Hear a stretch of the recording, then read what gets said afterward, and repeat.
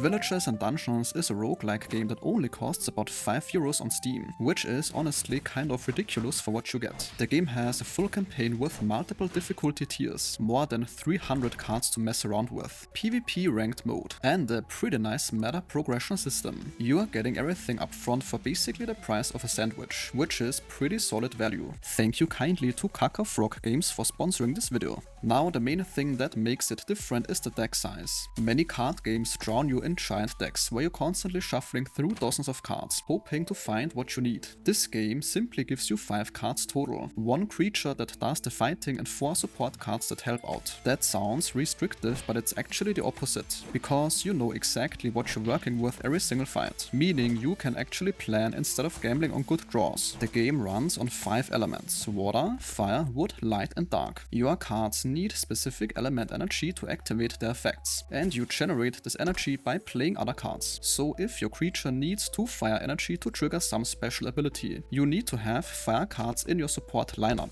Additionally, there's this resonance thing, where stacking extra energy of one type makes effects stronger, so committing to an element strategy pays off. It's pretty nice because it's not simply just throwing some random cards together. At the beginning of each dungeon you pick your creature card first. Each one has different stats and abilities. For example, some heal after attacking, others deal poison damage, and some get shields. Then you build around it with support cards that either buff your creature, damage enemies directly, or do utility stuff like healing or removing debuffs. The creature attacks automatically each turn while support cards work on cooldowns, so the combat is about setting up the right combination beforehand, and not micromanaging every action. The dungeons are random layouts where you move node to node encountering different stuff. Sometimes you find corpses to loot cards from, sometimes merchants show up where you can buy or sell cards with resources you collect. The regular enemies are mixed in with tougher elite fights that can definitely mess you up if you're not prepared. Your cards have star ratings showing their power level, and you can upgrade cards through fusion by combining duplicates. The game also has this rune system, which are passive abilities you equip before starting a dungeon.